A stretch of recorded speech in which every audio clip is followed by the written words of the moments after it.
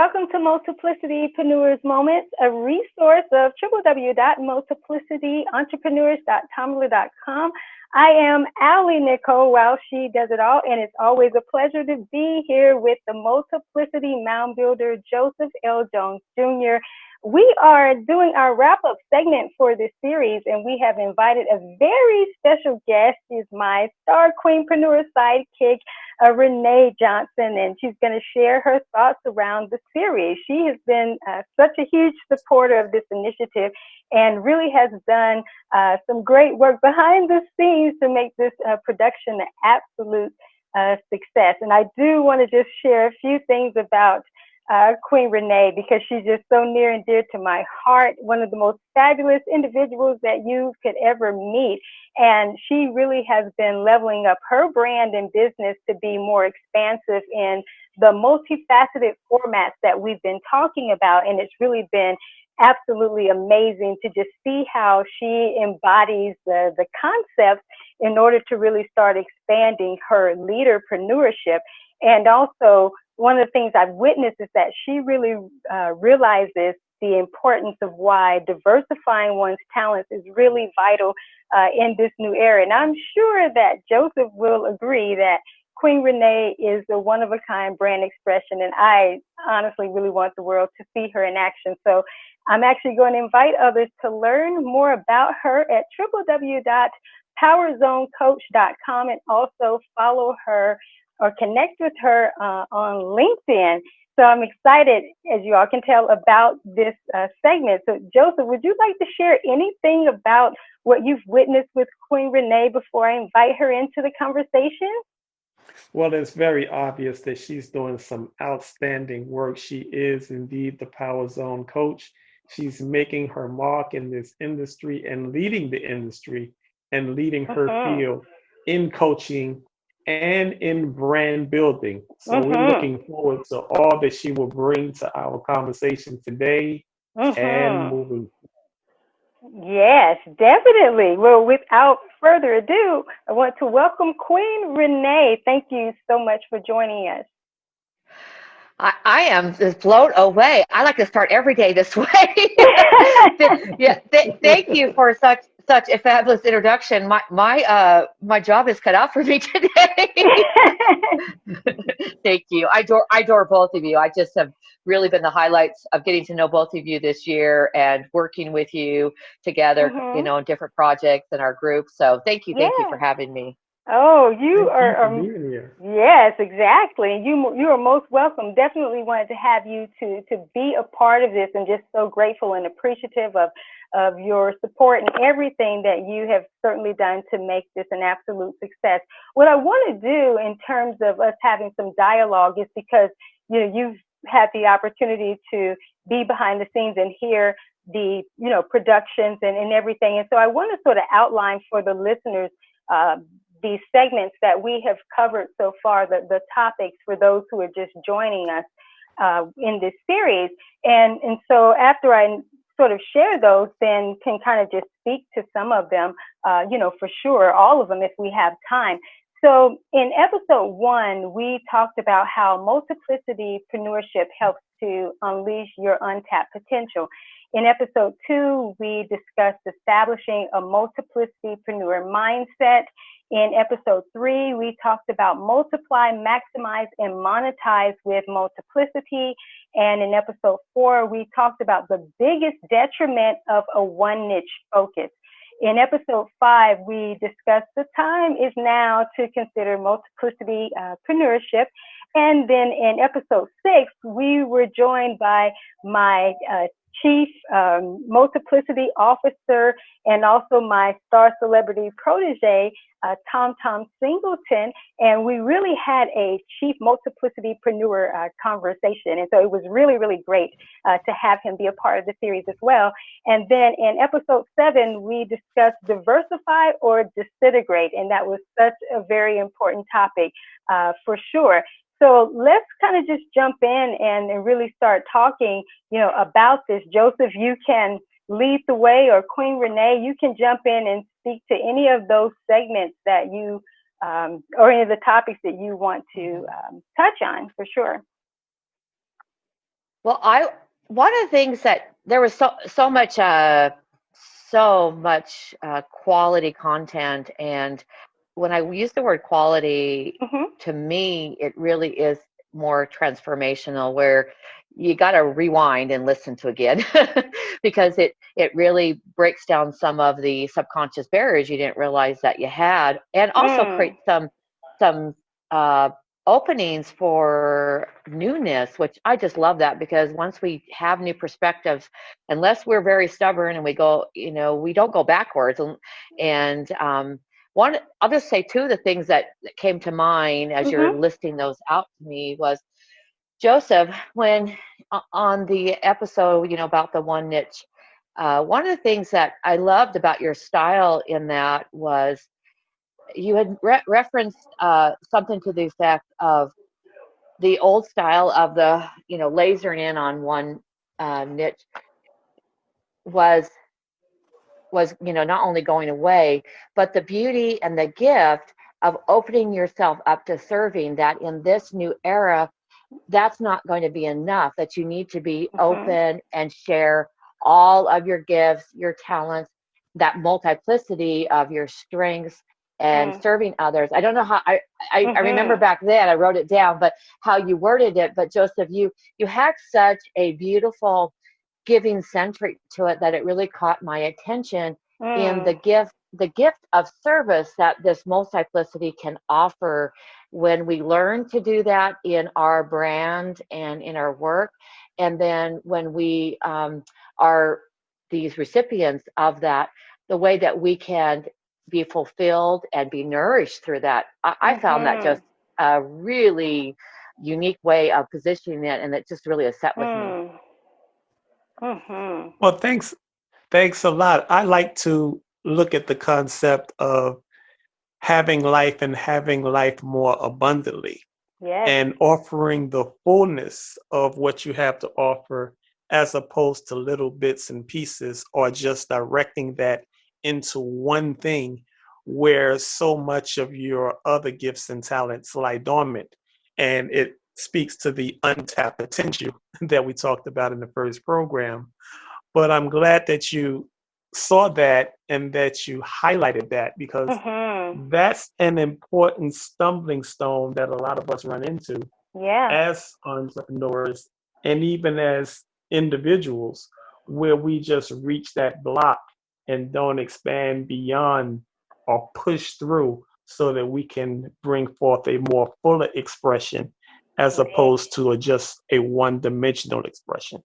Well stated. Well stated. Yes, and we definitely are all about expressing the various dimensions of who we are and the various giftings that we have. And I like to use the Matryoshka doll effect, or known also as the Russian nesting doll effect, that we really are multidimensional in the way that we are oriented, where with the Matryoshka doll, there's the big doll, and then within it, there's all these different dimensions of the dolls. And a lot of times people get stuck when they just see the one doll dimension and they think that's all to it. But when we start unlocking, and I look at these variations of who we are and the multidimensional and multifaceted ways of being and ways that we can express, that's what we're here to really bring to the marketplace. And, in the segment where we talked about the biggest detriment of a one niche focus is, this is where a lot of entrepreneurs and business owners have found themselves really out of business, and some either stuck or slowly declining, is because they have sort of bought in to that concept. And not that they've bought into it because they wanted to, it's just that they didn't really know another way.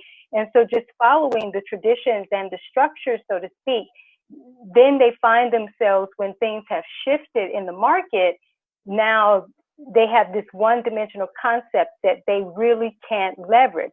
And so then when it's time to start unlocking that nesting doll, so to speak, the Matryoshka doll, they're at this standstill where they want all the dolls to come out now. And it's like, no, we got to, take them out and work with them one by one.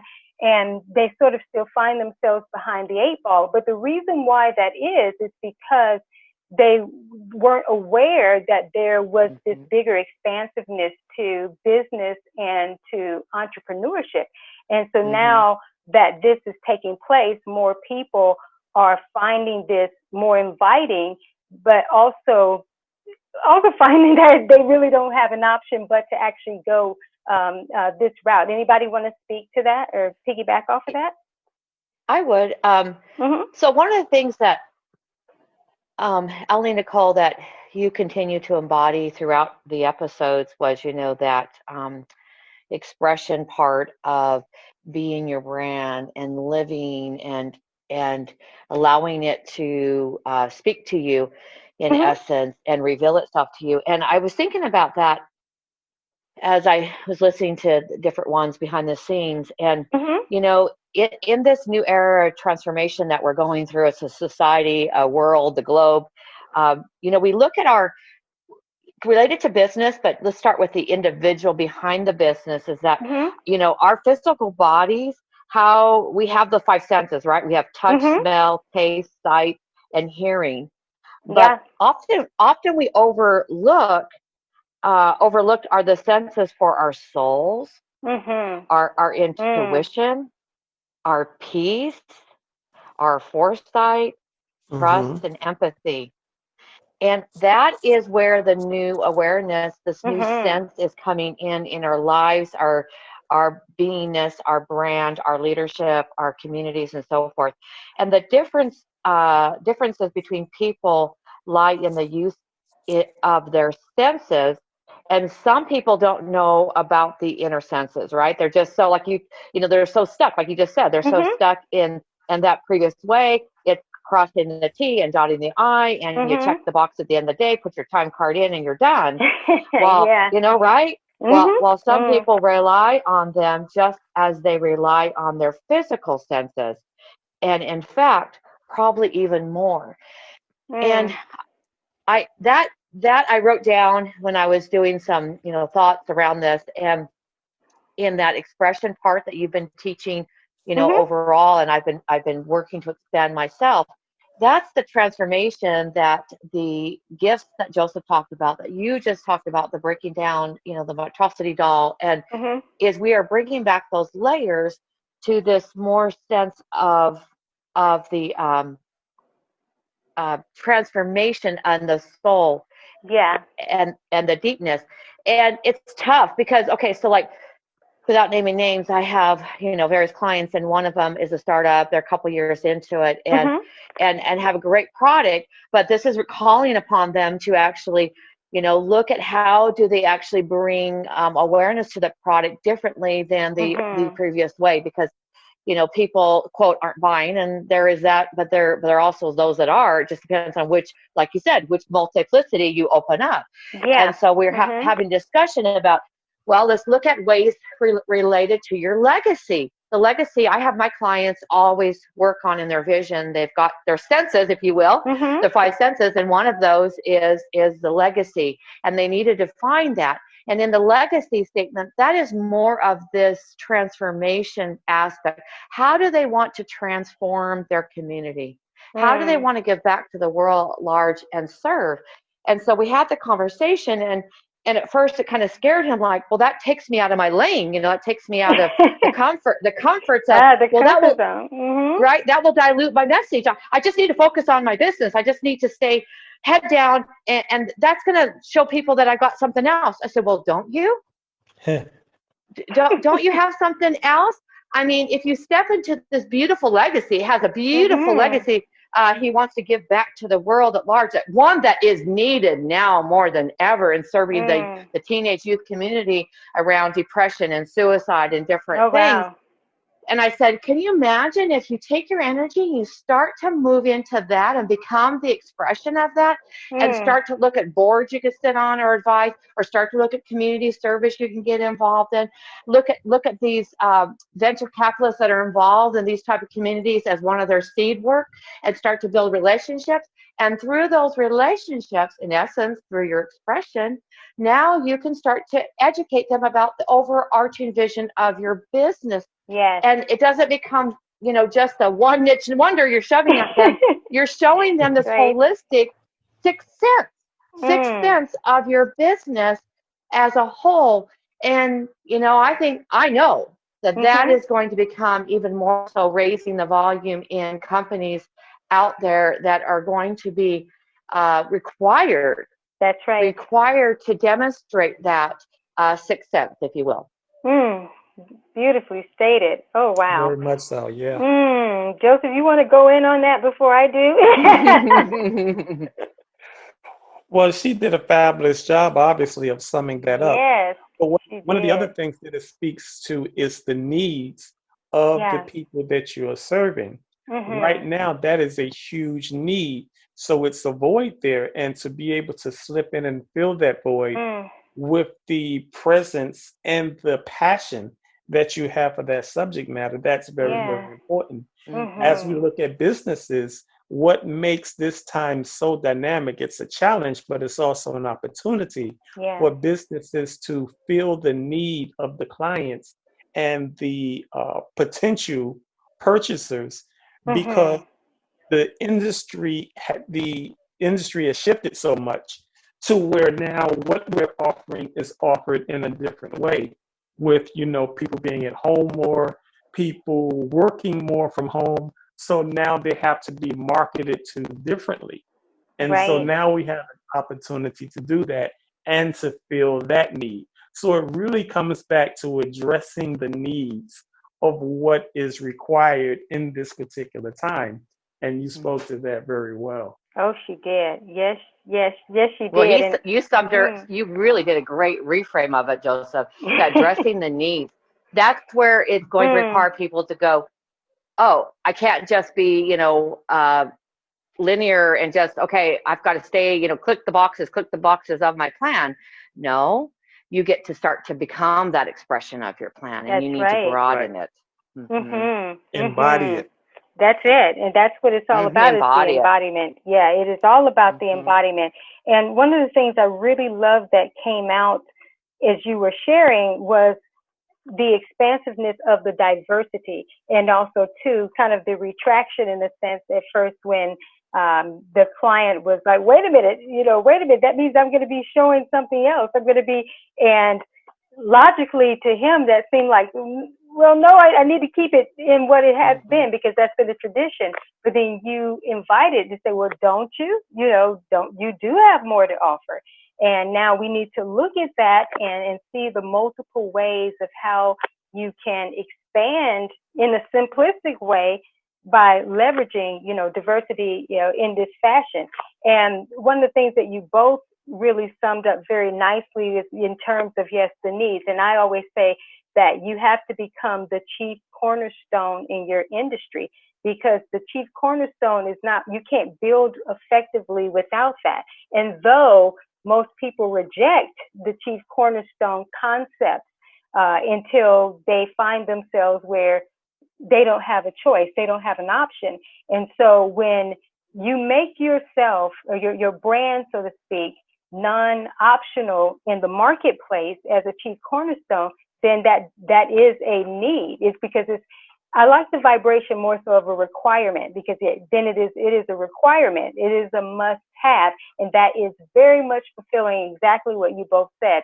A dire need, so to speak. Because, it's not optional at that point. And if people don't really start to look at themselves and discover what is their chief cornerstone concept, which of course I have a work on that.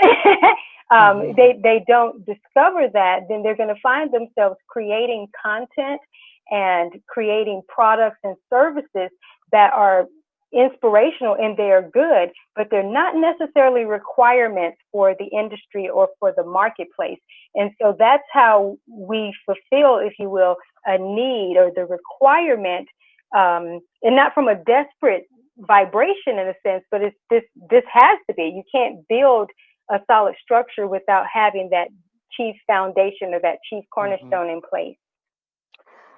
I would add to that. I totally agree.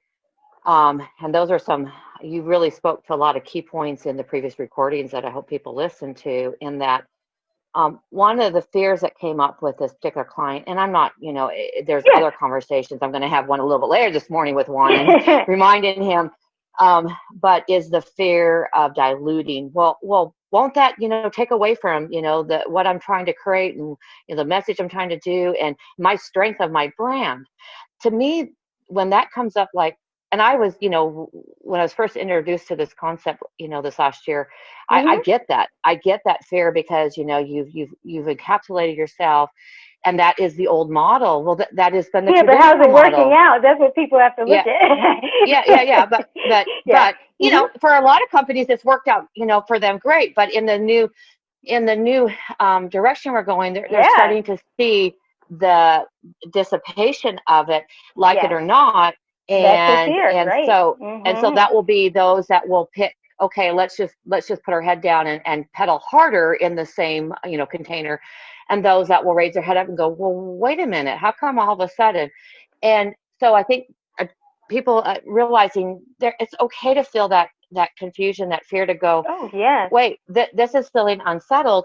But then also to look at, there is more to express. So as I was having that conversation, I said, how, I listened to the sentiments of how did that individual feel like that was going to dilute their message. And then eventually through the conversation showing, no, it's actually showing a light. You're going to present in that holistic sense of what the marketplace is hungry for. And you're going to be out in the front of the lane, as you will, communicating that. And so, you may have to stick your head out there and realize there's not a lot of people getting this, but guess what? When they do, you're already 1,000 yards ahead, right? Exactly. And that's important to be ahead. Joesph and I have had, a variety of conversations about, this particular focus about really being ahead. And also people come to the awareness that what they feel is new for them has actually been something that's really been in place, but because of the old structures, it's sort of clouded, in a sense, their ability to be able to see a new direction. And then even when they do become aware of a new direction, then because they have the previous momentum of what has been, then they sort of do have to work through that. One of the things that I brought up as you were, speaking in terms of when I say, well, how's that working out? And the thing about it is, you're right, it has worked out to a certain extent. But when people are at the crossroads, they're at the crossroads for a specific reason, not just because they've decided that they want to make this transition or this leap because it seems like the next best step. But most of them find themselves there because they're now behind the 8 ball or they've plateaued. And so something that Joesph and I were having a conversation, I was saying that as people have been working, if we want to call it the old model or the current model, but at the same time, they weren't awake to the impulses or different things of what was emerging so that they could be also preparing for the greater expansion outside of what was the norm, so that they wouldn't find themselves in a place where now I have to do this. Now I have to look at these options. We want to be out ahead of that. And that's where the multiplicity factor comes in, is when you're in that diversity, expansiveness, then you're not ever really concerned for a major part in terms of, if this doesn't work or this plateaus, I don't have something else, But Joesph, get in on that, because I think you can speak some to that as well, for sure, since we've definitely had conversations around that. Well, you both are doing a fantastic job on that. To me, what I'm hearing much more clearly is the idea of innovation. Yes. You have to be innovative, and you have to get out in front of the trend. That's as opposed to trying to catch up with it. Exactly. A good example about that, again, we just did an example once again of Walmart. The interesting thing about Walmart is you had stores, department stores, local department stores, who did a lot of those same things early on. You had Kmart, who did a version of that earlier on than Walmart did. But Walmart came and they did it a little bit better. In fact, they did it a lot better. And they were more innovative. And they expanded a lot greater than some of the other stores because they were more innovative. They were more creative. And they incorporated the need of the community more than a lot of the other people who had did it before them. So it's about being innovative, and it's about being trendsetters, and it's about establishing what the new model is going to be. Exactly. And that's the way that we want to approach it. Absolutely. Nice. Yes. You couldn't have stated that better. And it is about being, like you said, ahead of the game and having that innovation. And something that came up in a conversation that we had, and Queen René was a part of that conversation too. Something you spoke to was about we needed more innovation. So the innovation that would then lead to the external innovation. And that's been kind of one of the big elephants in the room, certainly, that has been overlooked throughout the years, is when business owners or entrepreneurs, so to speak, don't actually do the inner work that is required to really bring forth the internal to external transformations for, you know, their operations. Because again, that's not something that's been commonly taught, because they see it in a very linear way. It's, okay, we're in business, we own this, we put in the hours, we do the work, and they don't actually incorporate their own personal development or spiritual development, that level of mastery into that, because the skill sets that are taught in leadership, or used to be, because there are quite a few who do teach, you know, the leadership from a personal development and transformational model, which, you know, we all here do that.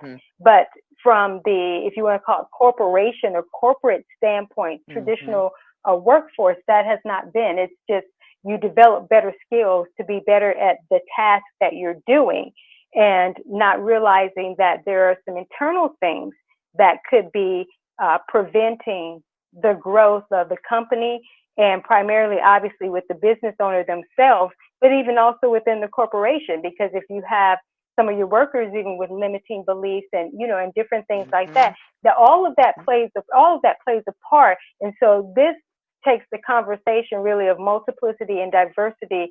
It takes thought beyond, because we can see that also in different dimensions. That this is how you diversify leadership. This is how you diversify the growth and expansiveness of a corporation, and not just limiting it to, we train people well to do these jobs. We train people to be the absolute best versions of themselves, then they can in turn bring this to the workforce as well. I will speak to that in that another conversation. I've been having a lot of these conversations lately, which is great because the radars are turning on, right? Yes, that's a great thing. Yeah. So I was having a conversation the end of last week with a really large corporation out here, like probably one of the largest in the Arizona area, and one of their head leaders looking at my program, and we were having just a general conversation, and as I started to do what I like to do when I have these, is to educate. You know, the goal that I do when I have my intro ones are to just bring value and to do what you just talk about there, and breaking down some of these barriers and giving them some value, planting some seeds, if you will. And as I did this, she like lit up. It was so fun. She like lit up. She said, "Oh my gosh, how could I have you talk to my team? Because this is exactly what I've been thinking." And her thought was, you know, that the strategic mindset that they work on, and, you know, and their processes, that they're not really in this looking at their succession planning. They're not looking at the rebuilding process, and they're really in their comfort zone, as she said. And they're so complacent because of the longevity of their roles. They've been in these leadership roles for a long time because they're government funded, and they don't necessarily worry about the profit aspect, the financial aspect. And as we were talking about it, my job is to help them look at the profit centers, both internal and Yes. external, exactly what you're talking about. So the byproduct is the financial, but the internal work. And she was asking me this, they're so stuck in this mindset of, just looking at the strategics and what their day-to-day job and their process is. And they're also very, very comfortable that, I'm trying to get them to see, bring in somebody from the outside. And as she was talking, she said, for the purpose of what you just said, AliNICOLE, is that they can't make different decisions, innovation, extravation, if you will, because they're just in their box trying to pull from their knowledge base and their influence base. Them to see something different. And I said, well, exactly, I do, because it's not about let's show them how to make more money. That's not the issue. Let's show them how to connect to their leadership why. There you go. And if we start to holistically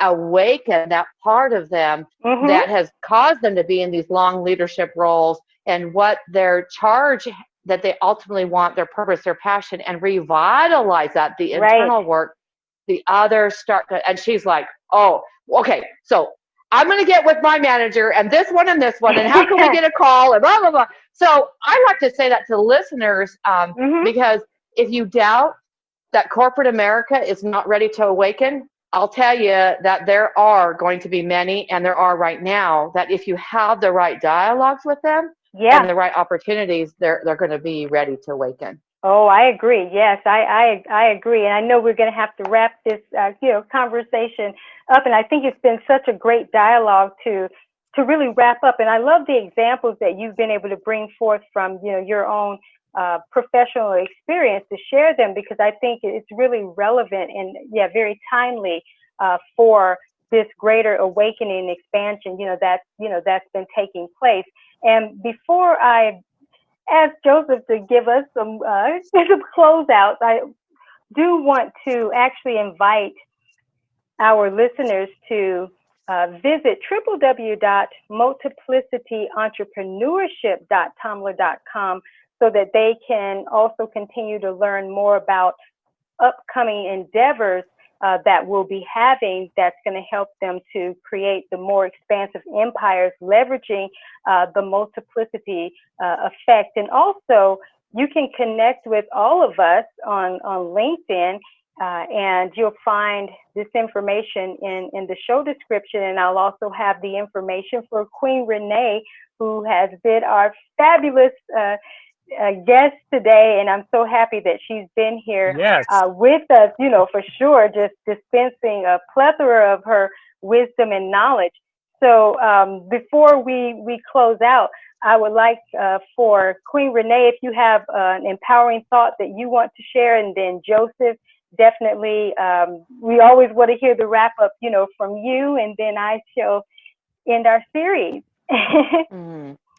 Well, first of all, this has been a pleasure to be part of what I've been witnessing behind the scenes. Such an honor, and energetically has really filled me today. Thank you both. That's great. I would just encourage your listeners to let this marinate in you and look at any identity conflicts you may have, so that you can do your own innovation work, as Joesph coined that, and bring that into your messaging, your branding, your entrepreneurship, and your leadership.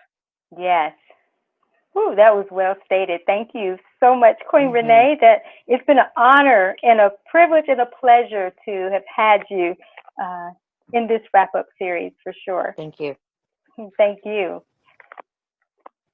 And Joesph, it has been my absolute delight to have you co-facilitate this series with me, and certainly want to hear your wrap-up thoughts. Well, it's been a magnificent pleasure to do this series with you, AliNICOLE, and it's been a wonderful concluding series with Queen René and all of the wisdom that she brought forth and personal experience. Yes. To add to what we're bringing forth for business owners. And I guess one of the biggest takeaways that we want businesses to have is, right now, you very much need to adjust in order to survive. And that Mm. adjustment speaks to your business diversity strategy. Yes. How are you going to pivot in this time? And how Mm. are you going to offer more and be more Mm-hmm. impactful in your offerings Mm. so that you can render to the public what is required in this particular era? Yes. So, Wow. one of the Yes. things you I Yes. want to keep know. in Wow. mind is the more personally developed you are, the more professionally developed you will become, and the Mm. more offerings you will be able to render as a result of that. Oh, wow. That all I can say is wow. Well stated, just everything. Hallelujah chorus and all of that. To that. That was Mm-hmm. that was wonderful. That was such the most powerful way to wrap up this series with everything you just shared just now. Joesph, thank you so much. I Mm-hmm. appreciate you Thank you. more than I can even express right now. I really appreciate that, and I appreciate the both of you. And I just want to say to our listening audience, thank you so much for being with us during this series for the Multiplicity-preneurs Moments.